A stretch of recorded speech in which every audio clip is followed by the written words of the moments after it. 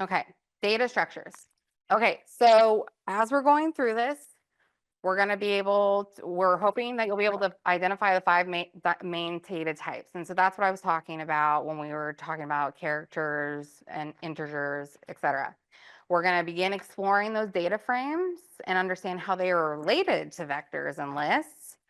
We're going to be able to ask questions from R about the type, the class, and the structure of an object or variable. And to understand the information of the attributes, names, class, and bins.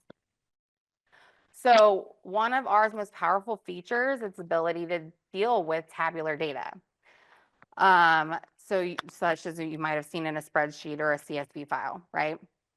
So let's start by making a toy data set in your data directory called feline-data.csv.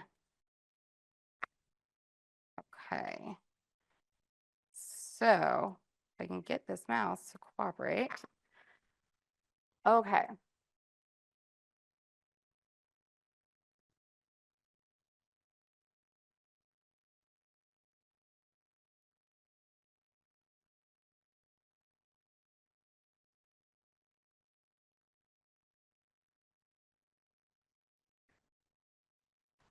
One second, excuse me. Sorry, everybody.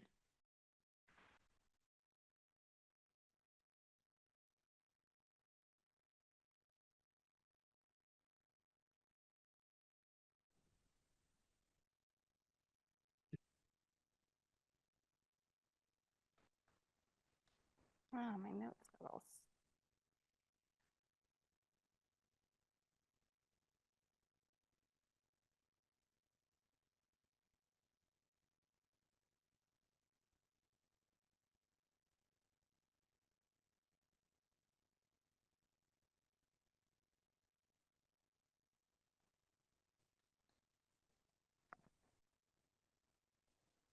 Okay. Yeah. Okay. Okay. So what we're going to do is we're going to copy over this code that should be pasted in the learner's notes here in a second here.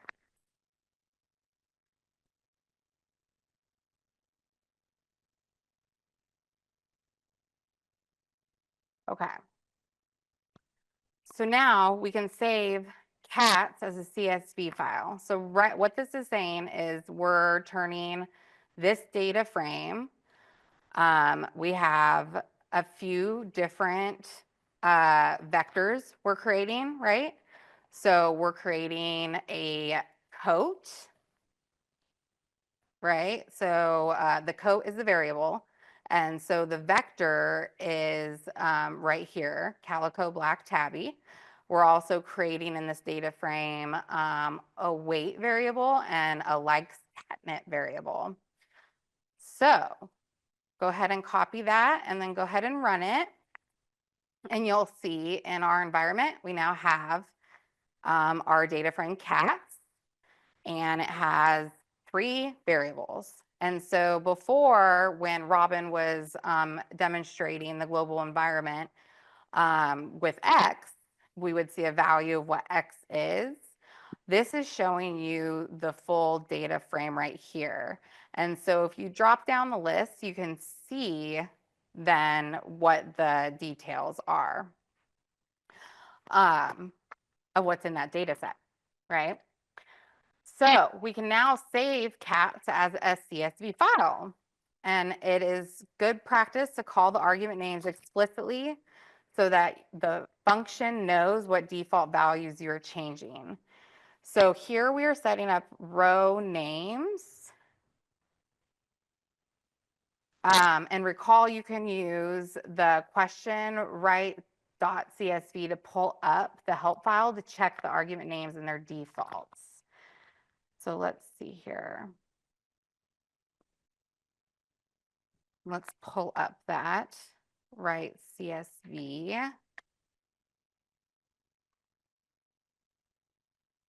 So once that's copied into your learner notes, if you want to copy and paste that in and then run it.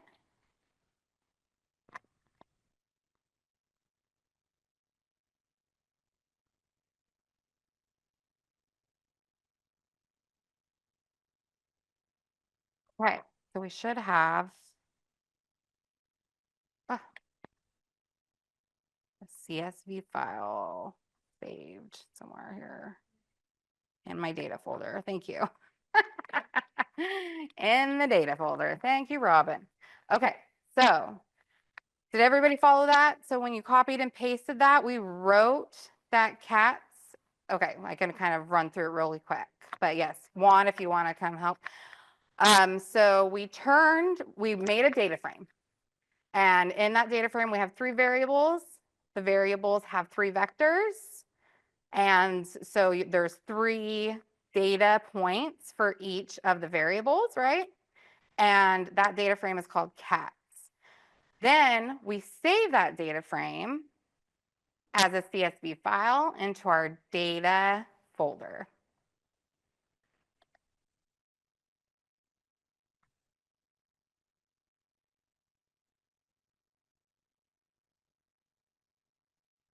Yeah, if you receive an error, that's always the best way. Copy and paste that error. And so if everybody is seeing the data in their data folder, can you put up a green sticky note so I know you're good? Or a green check mark for you Zoom folks?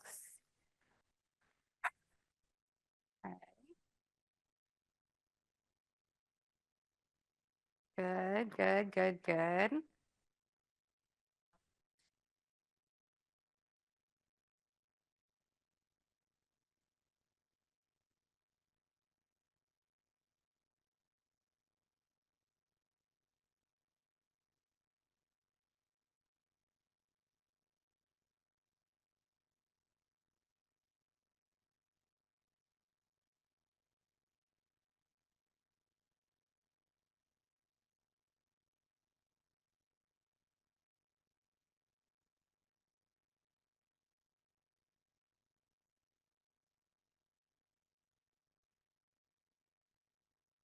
Okay, are we feeling good? It looks like most fish are getting help or feeling good.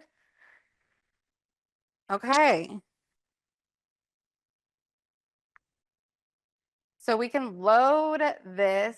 Now the contents of this new file are feline-data.csv, right? So they're everything that was in our data frame. So we can load this into R using the following, which is being pasted into your learner notes.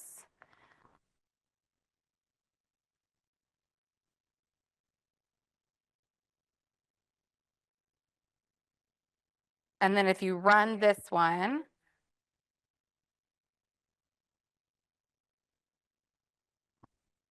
the data should be set in there. And then it's telling us now, but it's not showing us, right? And so if we want it to show us, we then need to write out cats and run that. And then it shows what we have in the data set here.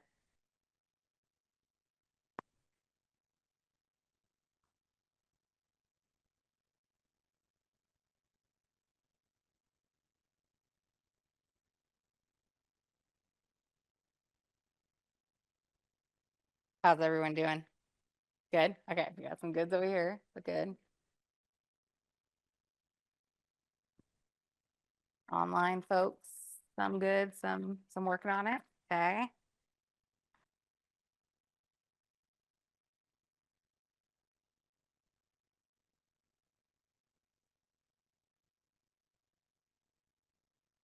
So that read table function is used for reading in that tabular data stored in the text file, where the columns of the data are separated by punctuation characters such as CSV files, so comma separated values.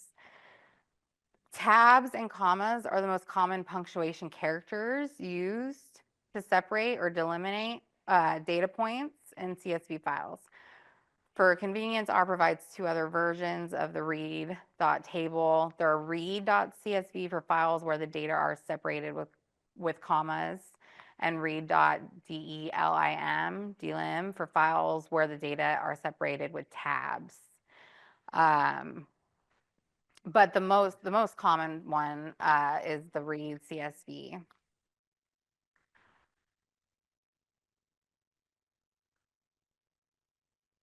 Okay, so we can start beginning to explore our data set, right, that we read in. Some people can, hopefully. I don't want to go too far ahead for those that need a little time, but these will all be in the learner's notes also. So let's try pulling out some columns by specifying using the $sign operator. So if we want to look at specifically the variable weight, what we're going to want to do is we're going to do cats. So that's our data set. And then we're going to use the $sign. And we are going to look up and see how it pulls up the 3 variables. So we're going to look at weight. So we'll go ahead and look at weight, and then we'll run that. And then it gives you the 3 data points that we have for weight. You could do the same thing if you want to try for the cat's coat. If you want to try doing it on your own for the cat's coat and see what you get. You should get those 3 variables, or sorry, 3 data points that we have here in our environment.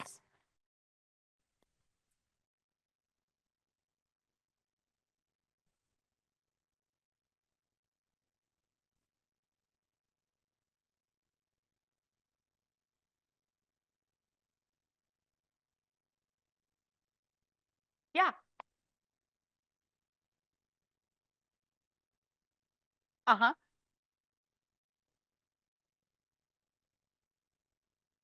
Yeah, this part.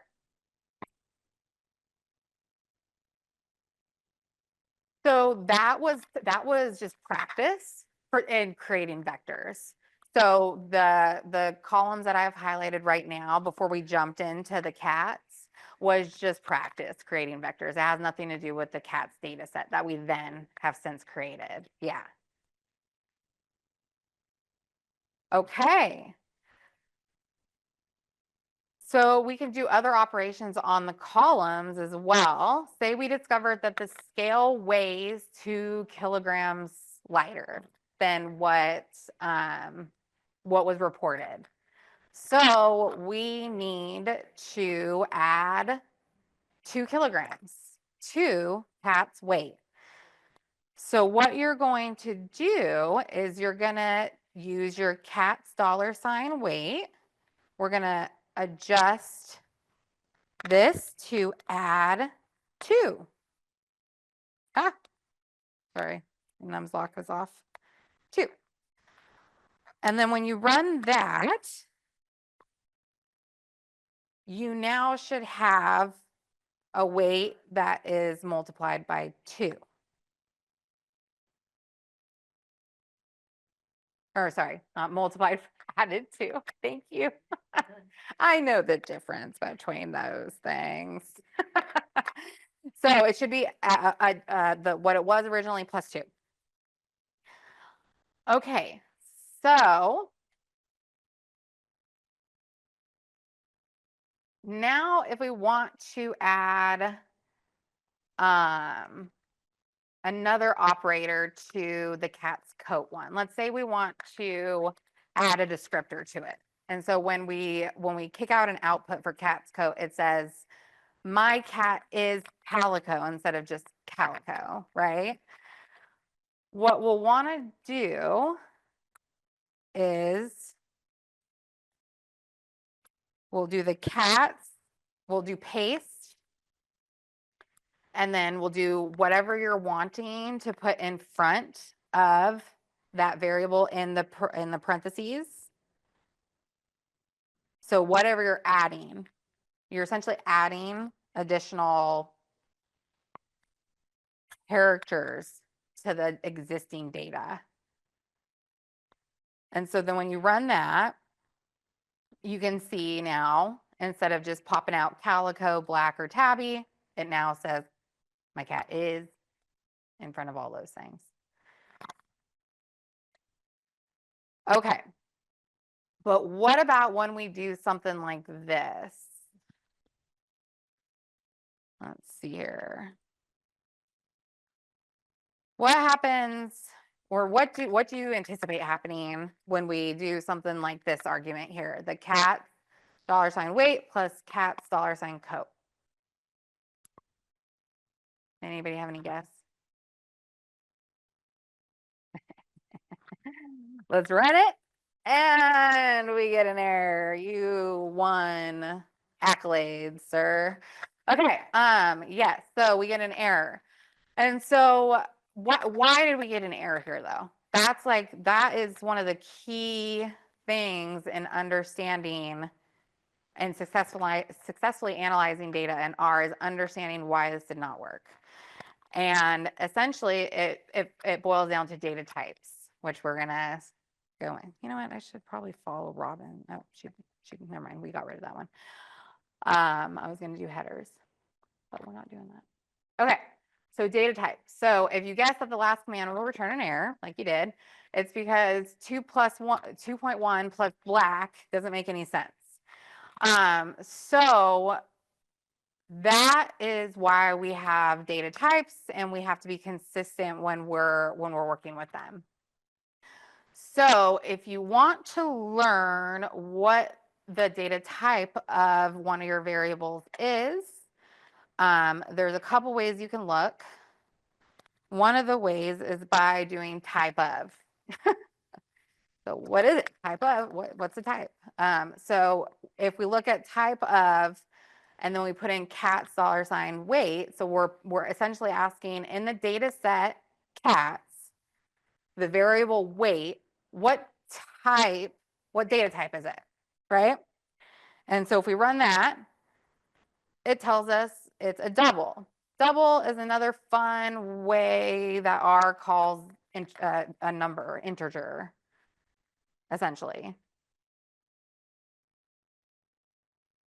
Or a number, yeah.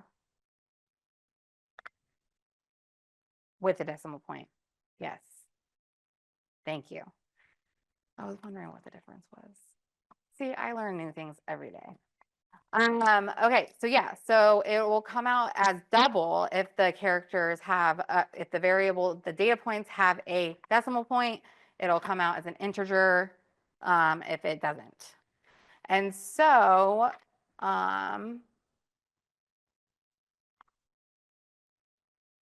if you do, okay, you then enter in, mouse does not want to function. So if you do type of, and then you do this 1L, the L suffix forces the number to be an integer. Since by default, R uses float numbers. So if you run that, it forces it to be an integer.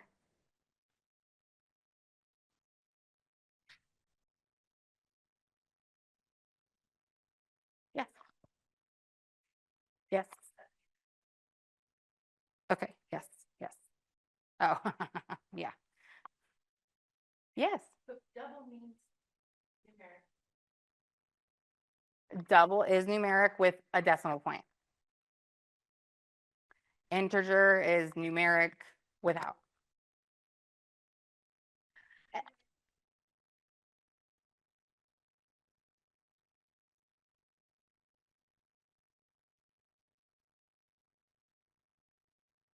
Just illustrating, yeah, what the L does. So the L suffix forces the number to be an integer. Yeah.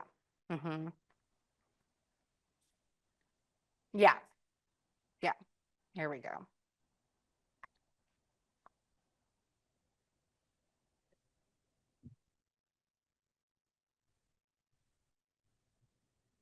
Oh, well, hold on.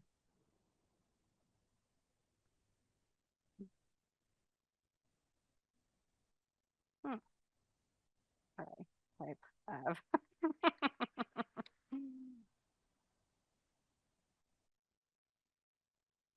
Yeah, type of 1L, it then pulls out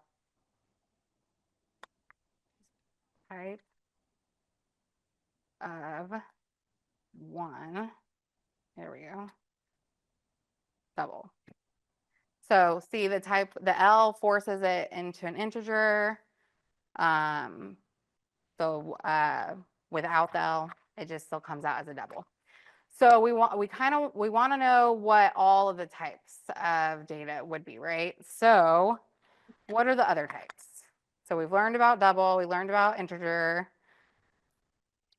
So what about this? So if we enter this in, we will find that this is, whoops, complex. I'll tell you. Okay, yes, that. And so when you have multiple things within a data set, it's a complex data set, or, sorry, variable. Okay, and then if you want to, the other type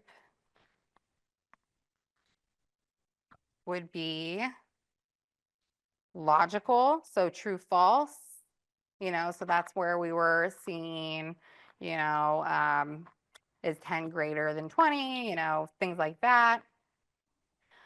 Okay, and then what about banana? Because what about banana?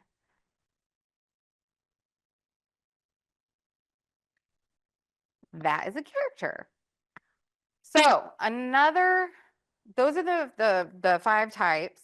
And another way to find out is if you look in your global environment, sometimes you'll have data sets that are way too big to look in your global environment in this way, drop down and see all the variables and be able to determine. But since we only have the 3, it's very easy to kind of see. So you can just drop down, you can see that coat, the data type is a character, CHR. Weight, the data type is a number. Likes catnip, it's an integer. So 0, 1s. Yes, no. Maybe. Yes, no. Okay. No matter how complicated our analysis become, all data in R is interpreted as one of these basic data types. And it's very strict, and you'll run into a lot of errors, mistakes. I feel like this is kind of one of the reasons I run into a lot of errors most of the time. So a user has to provide, okay, we're going into another scenario. A user has provided details of another cat. Okay, we have another cat in here. We can add an additional row to our cat's table using our bind. So what we want to do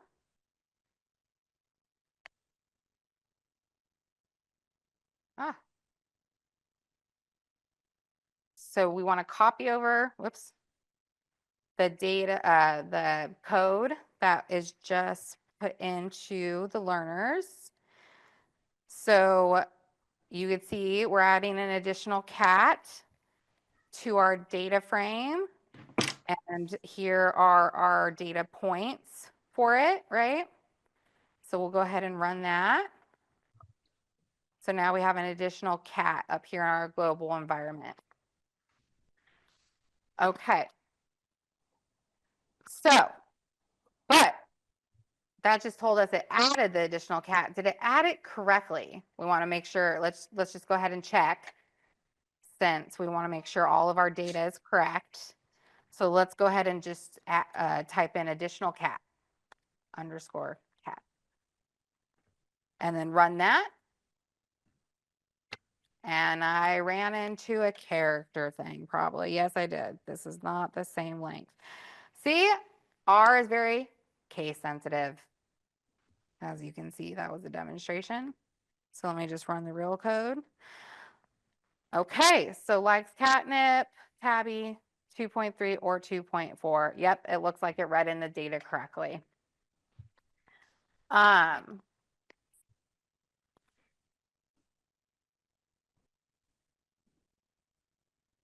Okay, so what we are then going to do is we're going to add that cat into a data set where all the cats are combined. So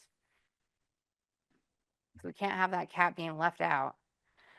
And so you want to copy over from the learner's notes here, and this is where we're using that rbind to add to our cats data set an additional cat, and we're going to call this data set cats2.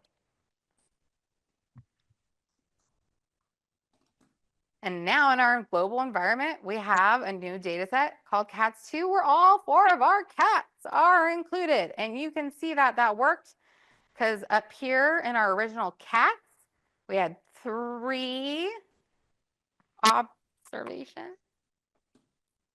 I want to say that's what that stands for. But now we have 4 in our cats too. So we added that additional little kitty. Okay. So let's check what type of data we find in the weight column now that in our new cats2 object, in our new cats2 data set.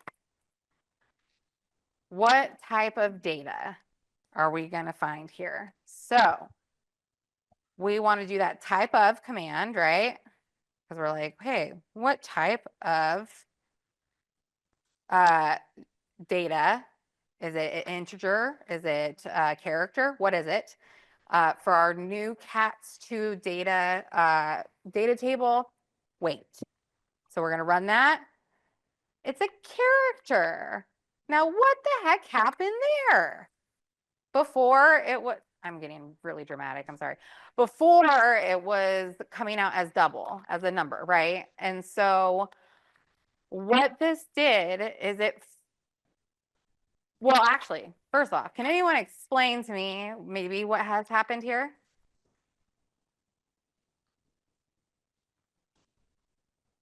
It's different. Yeah, we added a different different data type into that category of variables, weight. And so so you can't have a vector, right? You can't have a variable, a list of things that have different data types in it. So it forces it to be what? And in this case, it forced it to be a character.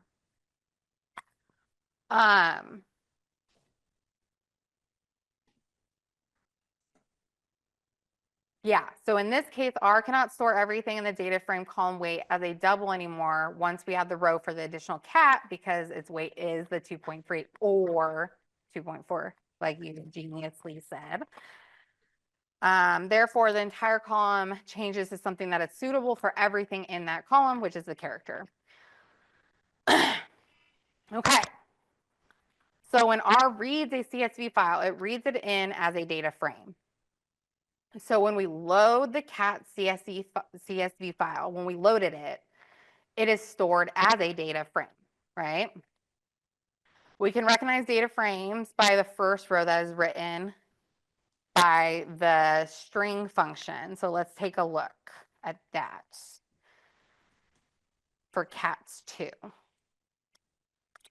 So we're going to, man, I like that. That was nice. Okay, so we're going to go ahead and do the string function cats for our cats2 data set. Data frame, excuse me. And so you can see it's you can see what it's composed of. And essentially it almost mimics kind of what's in your global environment. And this is where I was saying sometimes you have a data set that's so long, you're not going to be able to open this drop down in your global environment and see everything. But you can use the function string for your data sets, and then you can see what you got in there. So just like it describes over here, it describes the variables, what type of data it is, and then the actual data points.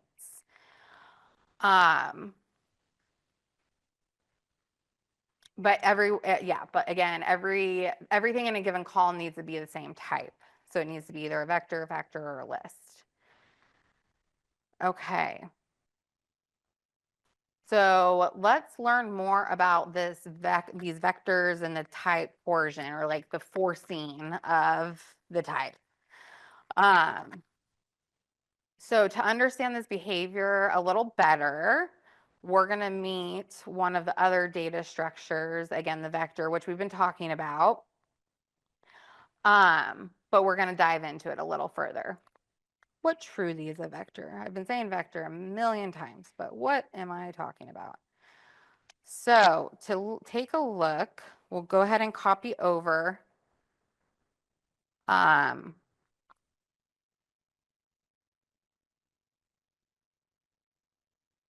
Okay, we're creating an additional data, oh my gosh, a data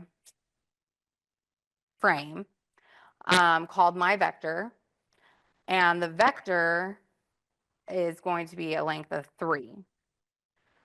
And so when we run that, you can see here in the environment, my vector, it's a logical, and it's false, false, false, false. So a vector in R is essentially an ordered list of things with a special condition that everything in the vector must be at the same basic data type. If you don't choose the data type, it'll default to logical. As you can see here, we didn't distinguish a data type, so it just went to logical. Or you can declare an empty vector of whatever type you like. So let's see here. We want to do another vector. We're going to actually name it another vector. Excuse me. We're going to do another data frame. We're going to name it another vector, but we want to actually tell it. We don't want it to be. We don't want it to default to logical. We want to tell it that it's characters. So we went ahead and added mode equals character, and we're going to run that.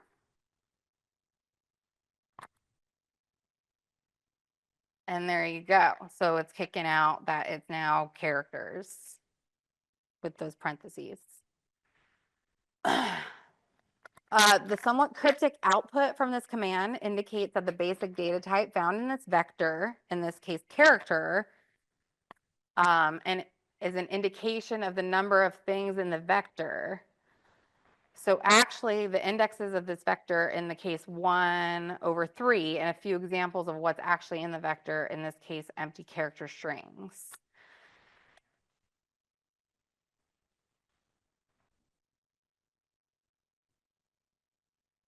So similarly, if we do this and we want to look at the string for the character weight in our cats data, we would use that function and then the cat's $weight. And then you could see that it's numerical. The vector has 3 data points, and there it is. Those are the 3 data points.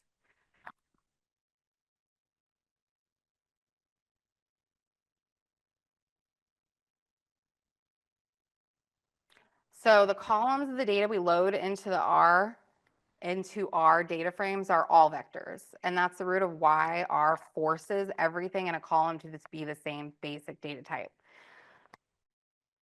So a vector is essentially another fancy word for a column of data. And so it forces everything in that column to be the same type, so you're able to work with it.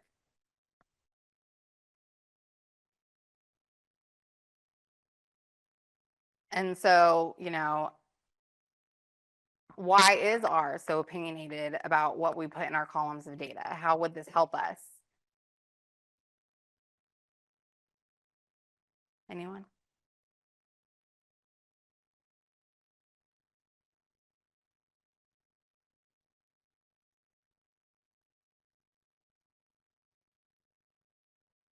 Yeah,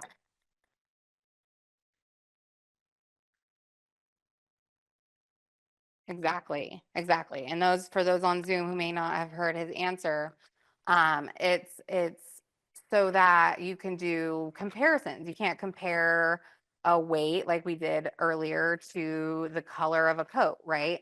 And so you want to make sure that you're able to do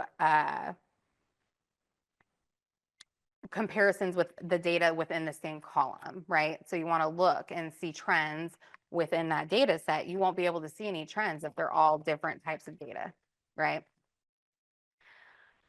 Okay, so by keeping everything in the column the same, we allow ourselves to make simple assumptions about our data.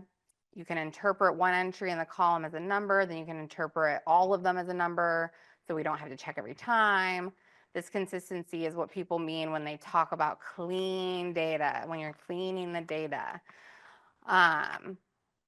Okay, so coercion by combining vectors. You can also make vectors with explicit contents with the combine function.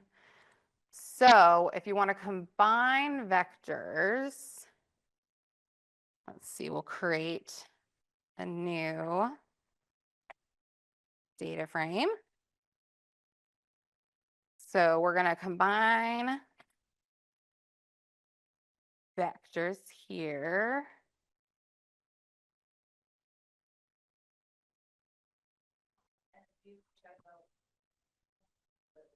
Oh, absolutely.